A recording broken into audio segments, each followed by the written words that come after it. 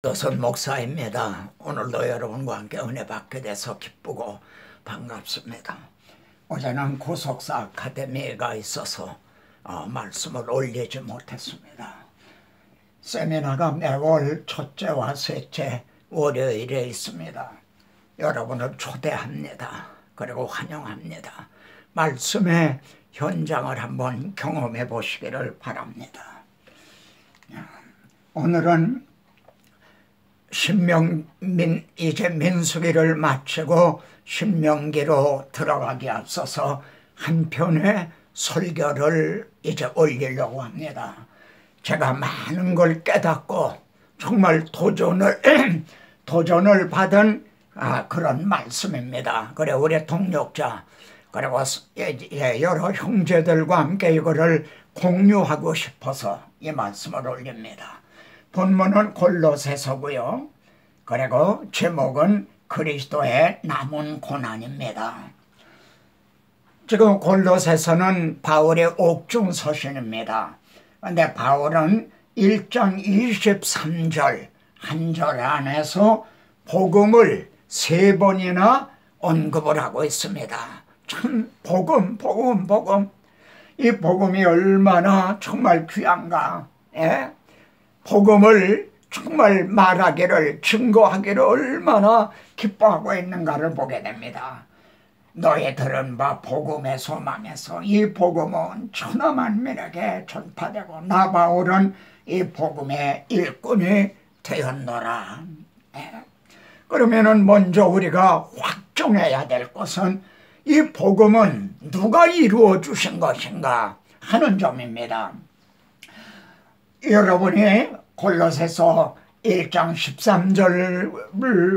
13절로부터 22절까지 이제 그리스도를 가리키는 그라는 말이 몇 번이나 이제 등장하는가를 한번 여러분 성경에서 관찰해 보시기를 바랍니다.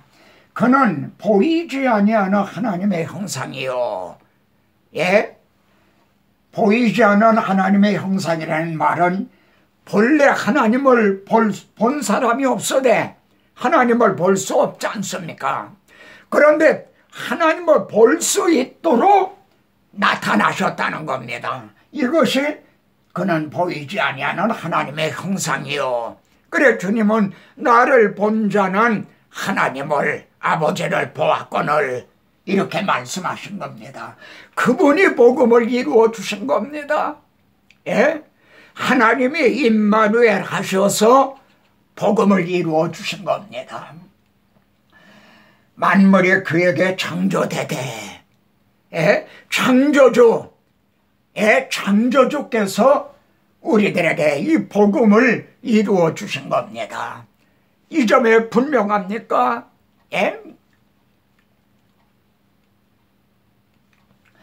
그런 분이 우리를 위해서 복음을 어떤 방법으로 어떤 방도로 이루어 주셨는가.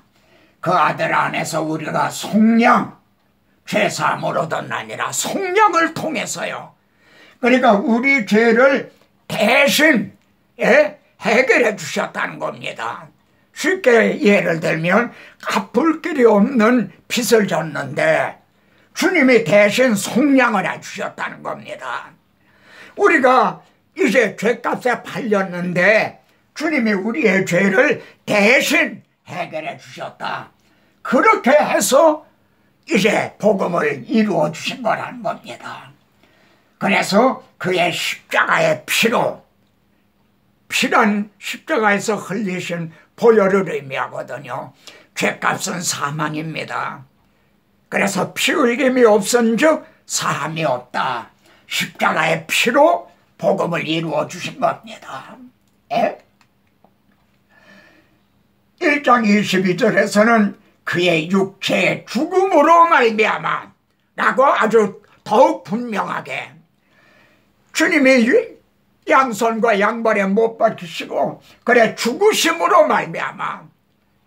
왜 죽으셨습니까? 우리 대신 죽으심으로 말미암아 복음을 이루어 주셨어요. 누가?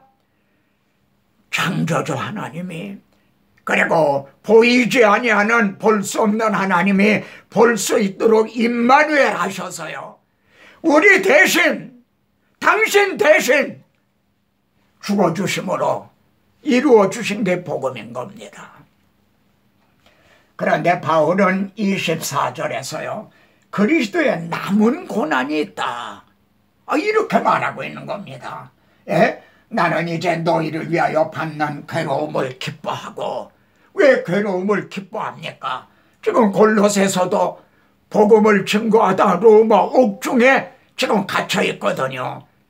그런데 자기는 이 받는 괴로움을 기뻐한다는 거예요. 왜? 그리스도의 남은 고난이기 때문에.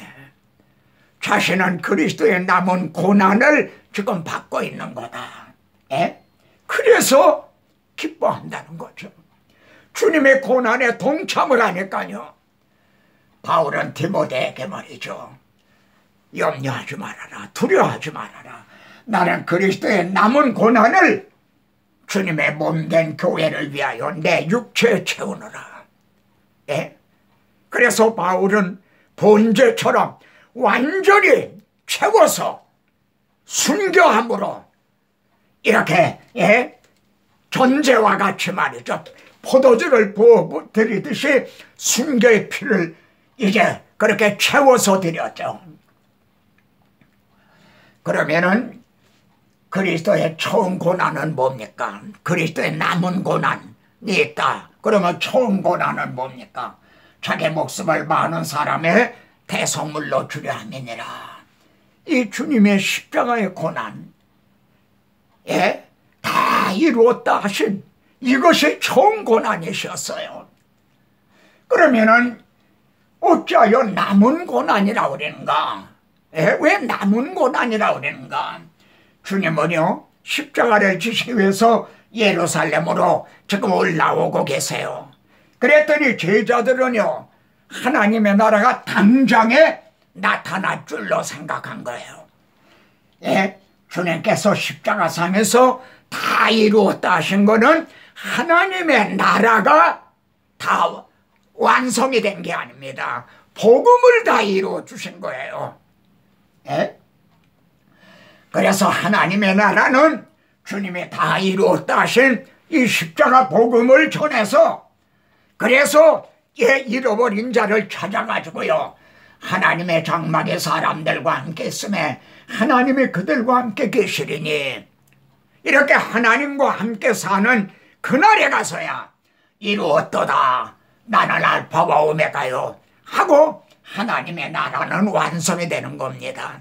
그러니까 남은 고난이라 이렇게 그래서 말하는 것입니다. 그러면은 그리스도의 남은 고난이 무엇입니까? 주님은요 잡히시던 날 밤 나는 너희를 고아와 같이 버려두지 아니하고 너희에게로 오리라 이렇게 말씀했어요. 이건 재림을 의미하는 게 아닙니다. 주님은 우리에게 성령으로 그리스도의 영으로 오신 거예요. 첫 번에는 육신을 입고 오셨어요. 그래 십자가에 못 박히셨어요.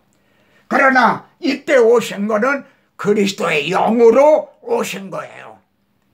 누구에게 오셨습니까? 성령이 너희에게 임하시면 여러분에게 오신 거예요. 또 오셔서 바울에게 오신 거예요. 그래서 먼 데 있는 너희에게, 이거는 이방인들입니다. 바울을 이방인의 사도로 삼으셨죠. 그래서 편안에 복음을 전하게 하시고, 예? 또 베드로에게 오셨어요. 그래서 가까운 데 있는 유대인들에게 편안을 복음을 전하게 하셨어요. 예?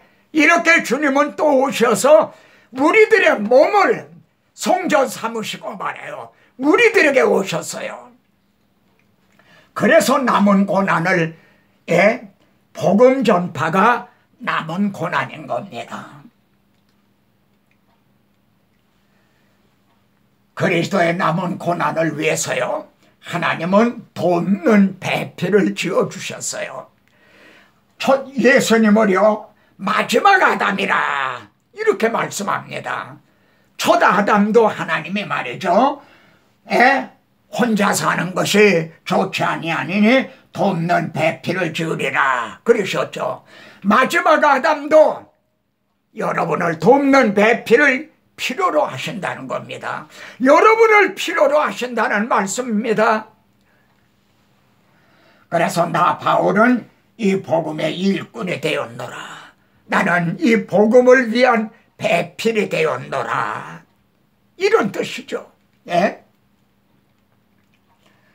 그래서 그리스도의 남은 고난을 내 육체에 채우노라. 이건 바울이라는 영화에 이제 지금 목이 순교당하는 그 장면입니다. 그런데 그리스도의 남은 고난을 육체에 감당하기 위해서는요, 성숙한 자가 돼야 돼요. 여러분들은 이제 돌진한 그런 아이들을 시집 보내고 장가 보내고 그럽니까? 성숙해야죠. 그런데 성숙한 사람이 되기 위해서는 단단한 음식을 먹어야 돼요. 그래야 장성한 자의 것이니. 그런데 오늘날 설교자들이 너무나 젖이나 먹이고 말이죠. 이런 단단한 음식을 먹지 못하고 있다 이 말이에요. 우리가 그를 전파하여 각 사람을 권하고 각 사람을 가르치면 각 사람을 그리스도의 안에서 완전한 자로 세우려 함이니, 여기 완전한 자라는 말은 완전 무결하다 그 말이 아닙니다. 성숙한 사람으로 이제 세우려 함이니, 그래야 그리스도의 복음을 증언하는 남은 고난을 감당할 수 있기 때문에요. 그래서 각 사람을 형제를 너도 나도 각 사람을 권하고 가르치는 겁니다. 그래서 에베소서에는요, 어떤 사람은 목사와 교사로 세우셨으니 왜 우리를 목사로 형제를 교사로 삼아 주셨습니까? 이는 성도를 온전하게 하며 이렇게 성숙한 자가 되게 해서 봉사의 일을 하게 하며, 즉 배필의 역할을, 그 사명을 감당하게 하기 위해서요. 이런 분이 형제 교회 몇 분이나 됩니까? 형제 자신은 이렇게 성숙한 배필로서 말해요. 한번 생각해 보세요. 첫사람 아담이 범죄를 했어요. 그거는 처음 배필인 하와가 보필을 잘못해서요. 그런데 마지막 아담이 순종하심으로 복음을 이루어 주셨어요. 그런데 오늘의 배필이 그리스도의 신부들은 정말 주님을 바르게 보필을 하고 있는가? 오히려 우리들 때문에, 신부인 우리 때문에 우리 남편 되신 신랑 되시는 주님이 모독을 받으시고 계신 건 아닌가? 정말 심각하게 물어야 되고 생각해야 될 문제입니다. 이렇게 해서 바울은요, 내게 주신 직분을 따라 하나님의 말씀을 이루려 함이니라. 한번 같이 해보세요. 하나님의 말씀을 이루려 함이니라. 얼마나 귀한 겁니까? 하나님의 구원 계획을 이루려 함이라. 하나님의 나라를 이루려 함이라. 그래서 주님은 너희는 먼저 그의 나라와 그의 의를 구하라. 하나님의 말씀을 이루려 함이라. 이를 위하여 나도 내 속에서 능력으로 역사하시는 역사를 따라 힘을 다하여 수고하느라. 바울은 자기 혼자 한 게 아니다. 내 능력으로 한 게 아니다. 내 속에서 능력으로 역사하시는 분이 계시다. 주님이 내게 오셨다. 내 몸을 성전으로 삼아 주셨다. 그래서 두 몸이 합하여 한 몸이 되게 해주셨잖아요. 주와 합하는 자는 한 영이니라. 나는 주님 안에 거하고 주님은 형제 안에 거하시는 겁니다. 그래서 남은 고난을 형제의 몸을 통해서 주님은 감당하고 계시는 거예요. 그래서 형제에게 냉수 한 그릇 떠준 것도 주님에게 한 거다. 그래서 내가 그 상을 잃지 않겠다 하시는 겁니다. 그리스도의 남은 고난을 누구를 위해서 육체에 채운다고 말씀합니까? 그의 몸된 교회를 위해서. 주님은 교회 머리죠. 교회는 그의 몸이죠. 그리고 하나님의 거하실 초소가 되기 위하여 지금 쥐어져가는 하나님의 나라를 위해서요. 그래서 남은 고난을 내 육체에 채우노라. 이것이 그리스도의 제자들입니다. 그리고 그리스도의 증인들인 거죠. 여러분들이 받는 고난이나 수고와 섬김, 봉사, 이거는 그리스도의 남은 고난에 참여하는 것입니다.